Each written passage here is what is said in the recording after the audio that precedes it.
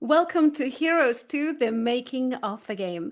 My name is Vanessa Pisuto, and today we are talking to Pastor Sam Neves and Vili Costescu about why they decided to create a game like no other.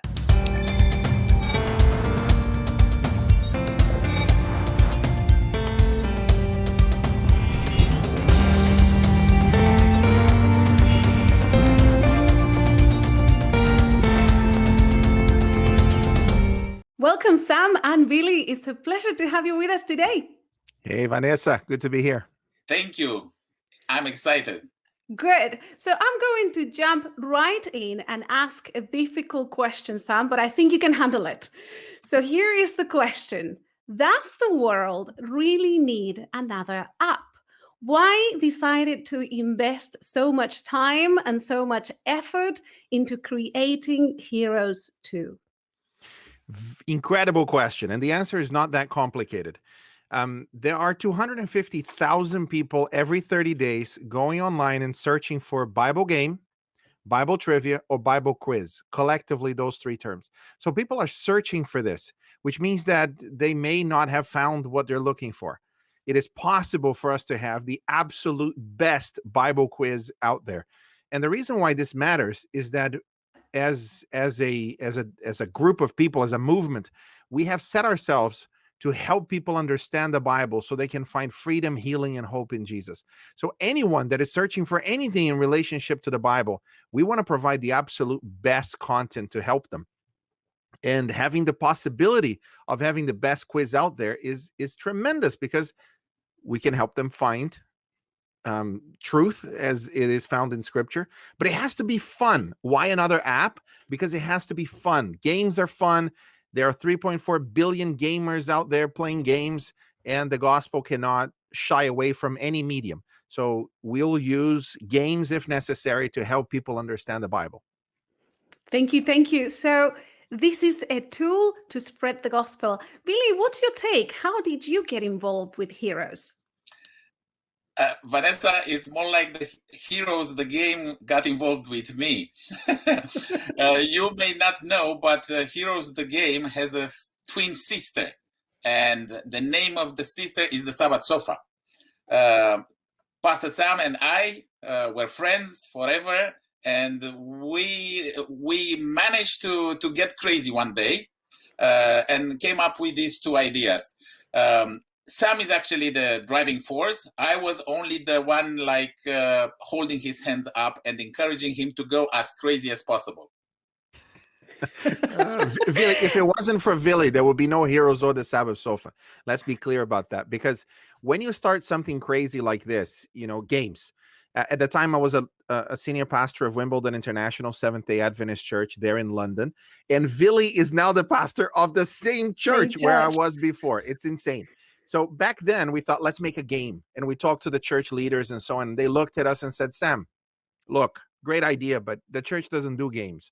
So we had to plow through this paradigm shift on entering into this new mission frontier.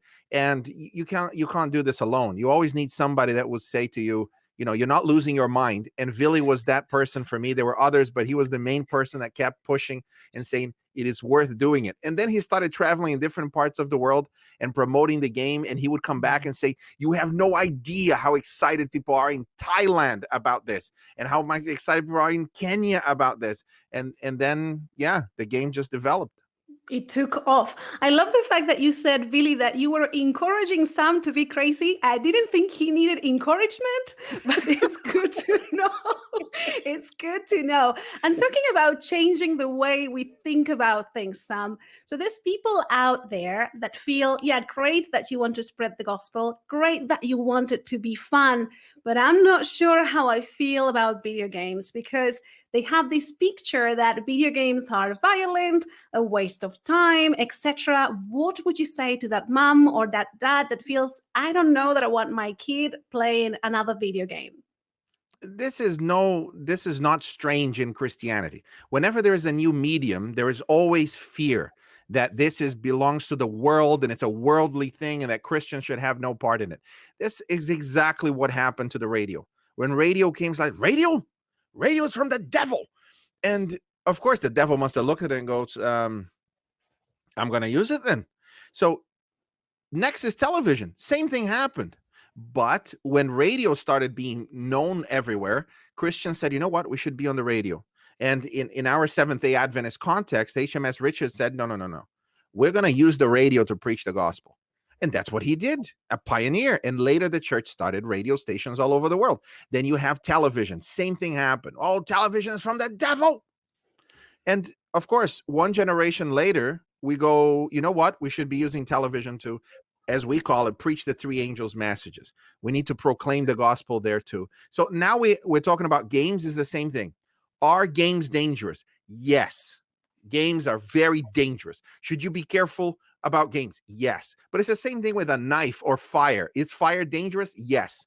Are knives dangerous? Yes. But we probably used it today to cook, didn't we? We probably used fire in constructive ways. It's the same thing with games. Just because it's dangerous does not mean that we have to stay away from it. It means that we need to be careful. So with Heroes, we're very careful, for example, not to create addiction.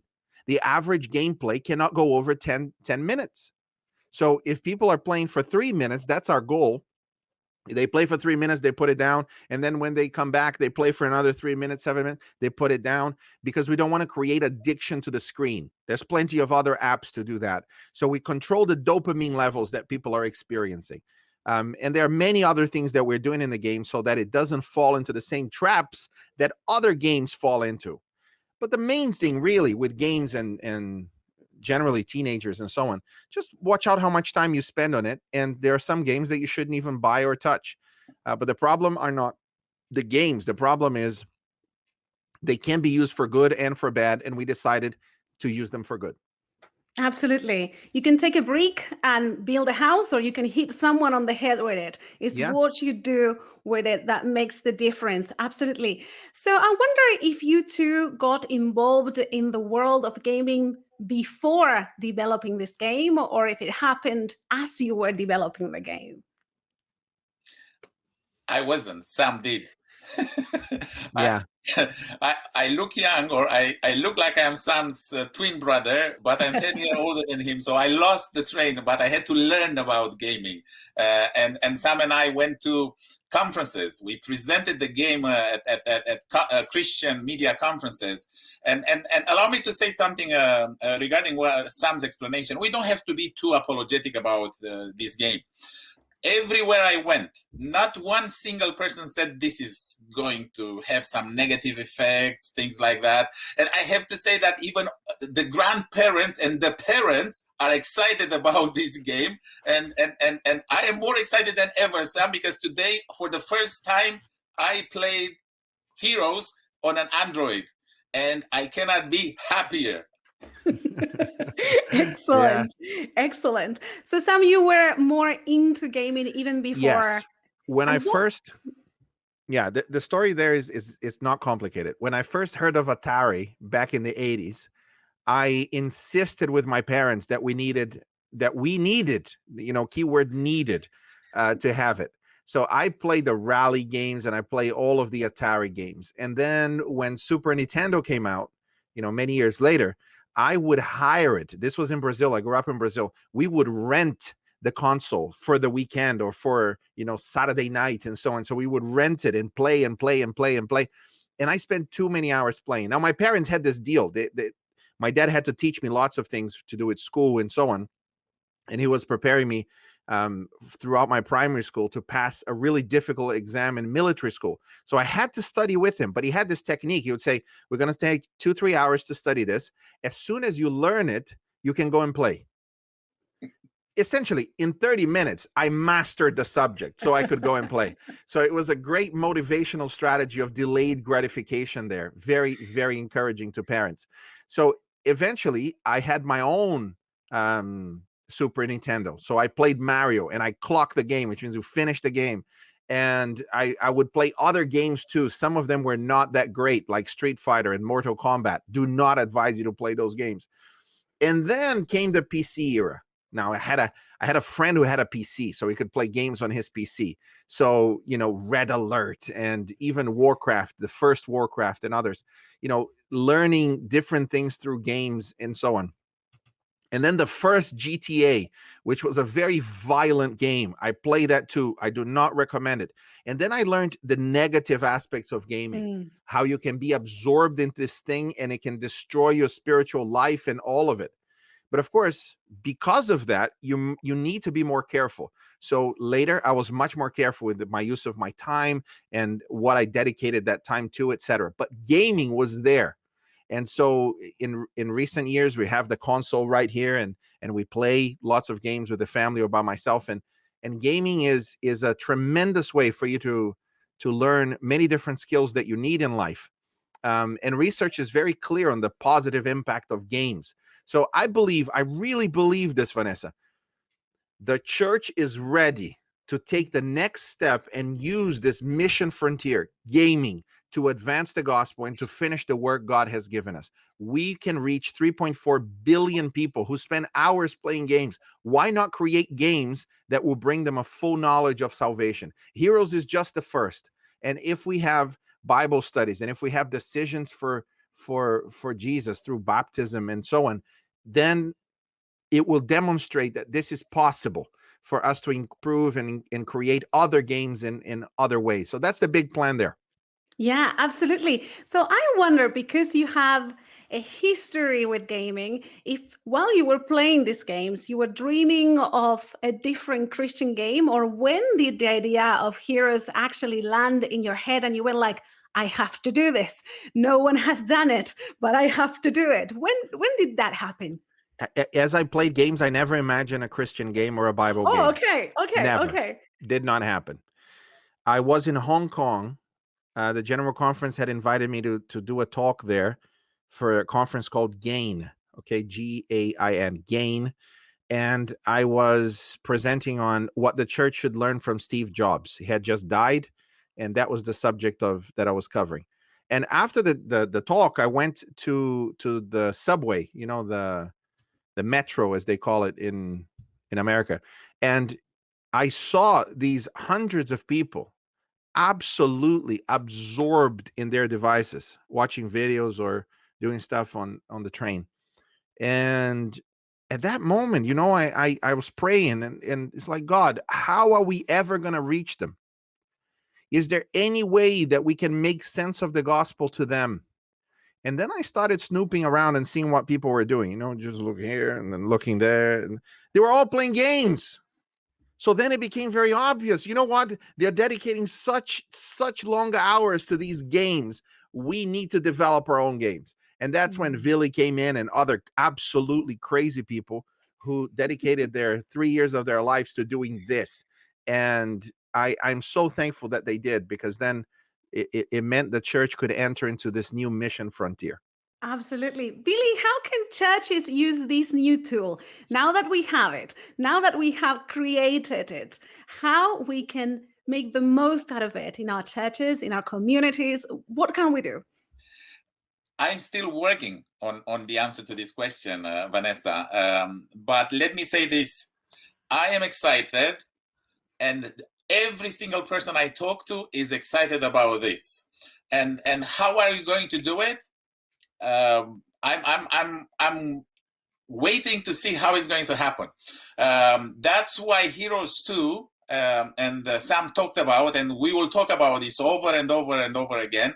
The game is only one, not little, but the most important part is the engine of Heroes, the project.